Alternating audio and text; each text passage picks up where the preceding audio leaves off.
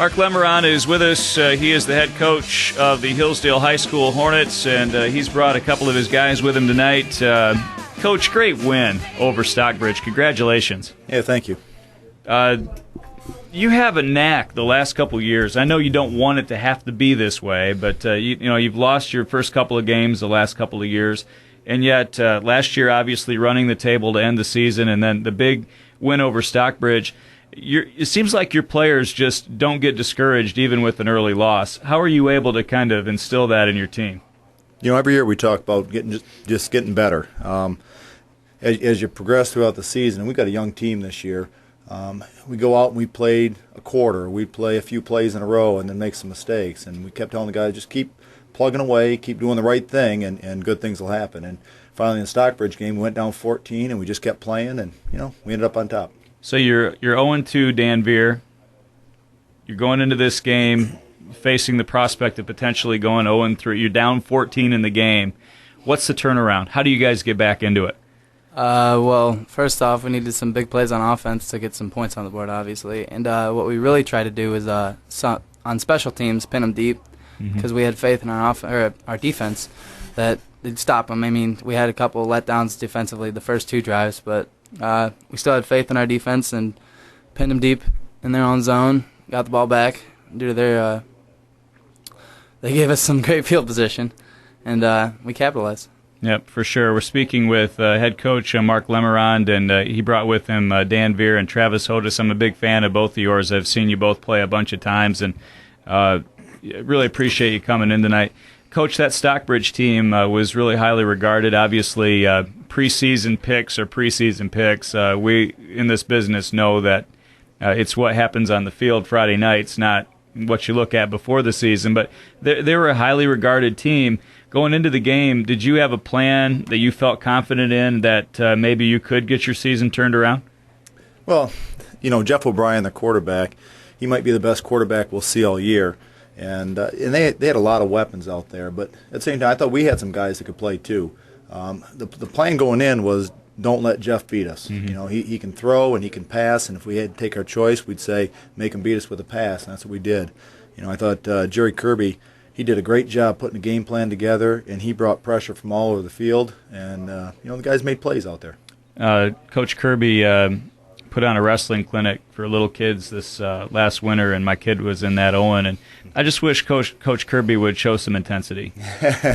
There's never lack of intensity when he's around. He just took over the wrestling program this year, and we look for big things out of that. Oh, man, your staff, Coach, say a word about the guys you go into battle with. Having coached football, I know that the you go into the war with these guys, and you trust your staff, and you kind of live and die with those guys, don't you? Yeah, absolutely.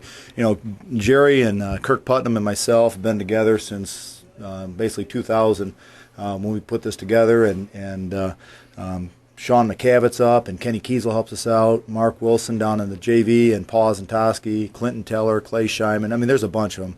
I got Gary Kais, an old varsity coach, helping out. Fred Bowers, Bart Laser, Rick Lee, just a great group of guys that work hard to make the kids better, and they do it for the kids. Wins and losses are nice, but really it's for the kids. Right, for sure.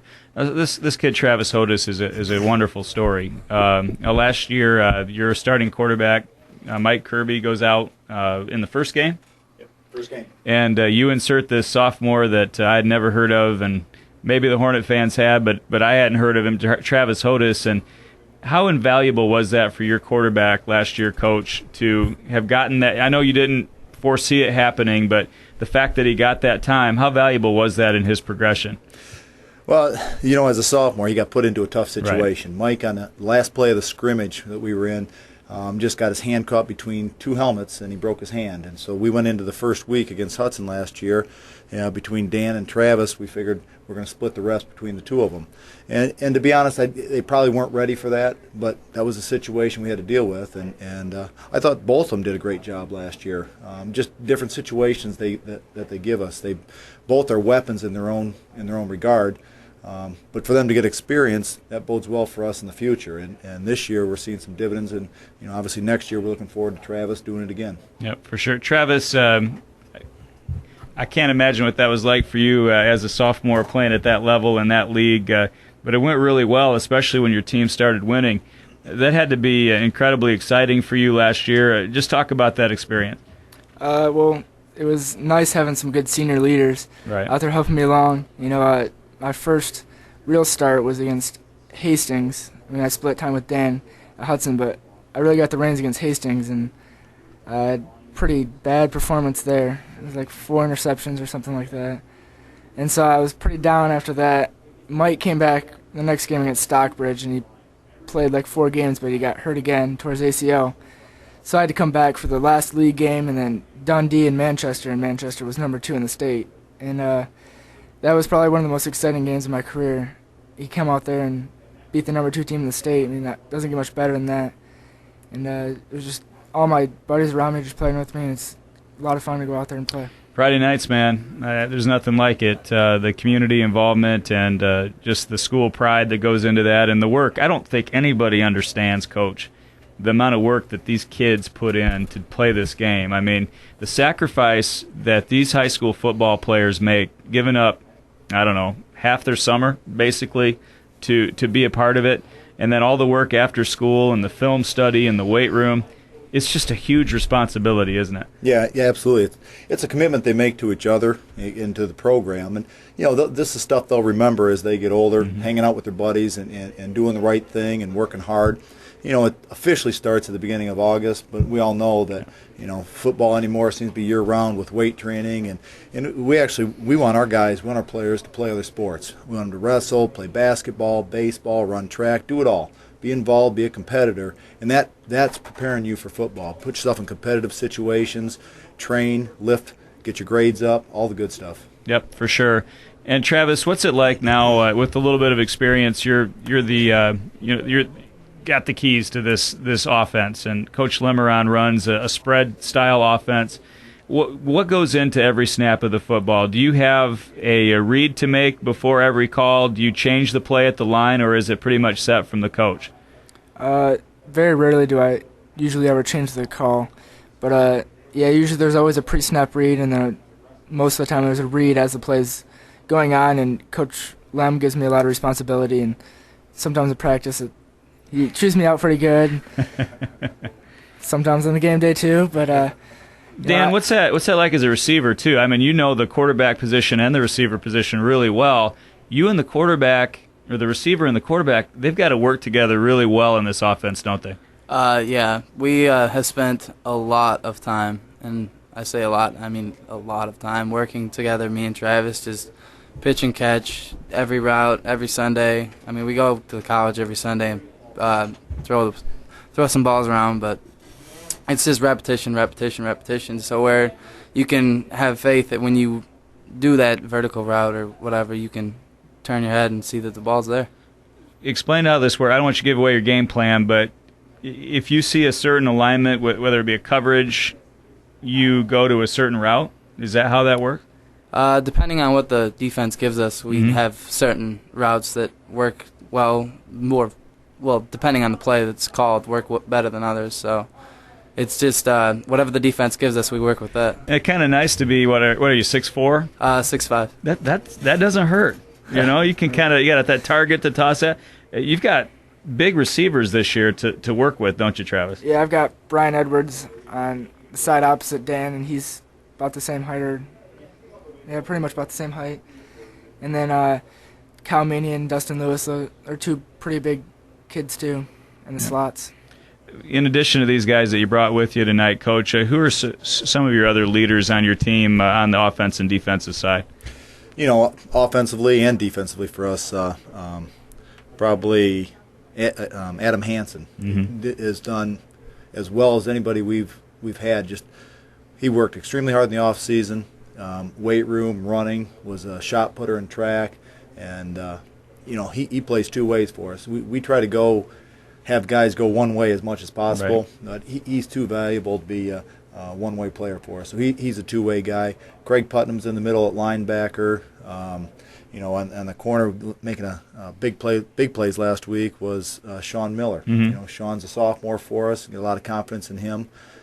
Dustin Moyer I think he rushed for about 140 yards. Something like that. Something about 140 yards. He's not a real big guy, but boy, he's pretty strong and pretty quick, and pretty exciting when he gets the ball in his hands. So, it's never just one or two guys in football. That's why I think it's so satisfying when you win, because if there's a definition of a team sport, it's football. I mean, you've got to have the guys at all the positions. If you're weak in one or two spots, you're not going to win. Right, exactly. And it's a team effort. We go up to practice. We have our O-line. They get together and they work with Coach McCavitt every day. And like today being a defensive day, the O-line's still working together. And it's important that every one of those positions, whether you talk about right guard or it doesn't matter. Every position's important, and everybody's got to know what the role is. Okay, this weekend, Friday night, Jackson County Western at Jackson County Western. Give the Hornet fans out there a preview of this game. Well, they're 2-1 right now. They've got a running back, Austin Maynard, very quick little fullback. He last week ran for 240, something like that. So they're ground oriented. They've always got some big physical kids. It's one of the most physical games we play every year. So we're looking forward to it. They got some young kids too, so we match up well that way.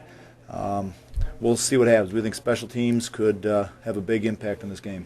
Do you guys put in different wrinkles from week to week, or do you pretty much stay with the base stuff from week to week throughout the season? Well, I think just like every team, we've got our base stuff, but then each week we're gonna change up either a blocking scheme or a pass route or something. But there's always something a little bit different each week. That's a cat and mouse game. The film that you send to Jackson County Western, and they see try to find keys of what your offense is doing, and maybe if you can switch that key look up a little bit, that can make a big difference. There's a lot that goes into this on the weekend that the players don't even know about, with coaches studying film too, isn't there? Oh yeah, we exchange films on Saturday morning, and then when we get it back, then Travis breaks down our film for us, and then the coaches come in one at a time on Saturday. They get the film, they take it home on their computers, they watch. By the time we reconvene on Sunday, we've got our own film broken down, and then we also start game planning. So we all have our own plans, what we're looking at. Everybody has their own thing that they're supposed to be looking for. Then we get together and we start to plan out how we're going to attack their defense, or how we're going to stop their offense. What do we have to stop? Who do we have to stop? You have a great program going, Coach. I don't need to tell you that. Year in and year out, your kids represent the city of Hillsdale and your school, Hillsdale High School, with a lot of pride. And these two young men you brought tonight, Travis and Dan, I've been a fan of theirs in basketball and baseball. And you talked about playing more than one sport, and I'll throw the last question to you guys before we wrap it up. You guys are football players, but you play other sports as well.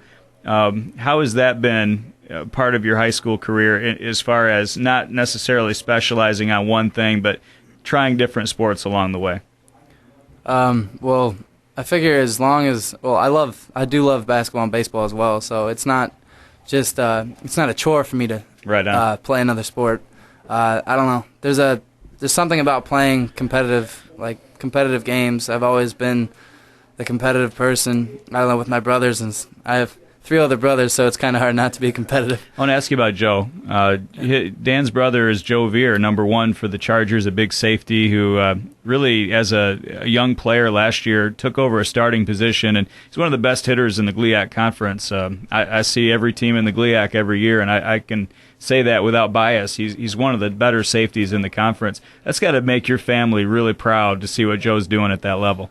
Yeah, my mom and dad go crazy every Saturday. No surprise there, huh? Every Saturday we tailgate. I mean, I've been to northern Michigan, which is an 8-hour drive, sometimes involuntarily, to watch Joe. Sometimes I had plans that needed to change, but it's always fun watching him play. Travis, I watched you pitch a bunch of times last year, and I like the way that you take the ball and just pitch it. It's not like the major leagues when there's 20 minutes between every pitch, man. You guys get it and go. I really enjoy watching you guys play. You're feeling good and healthy, and you're ready to go for this weekend, right, Trav? Oh, yeah.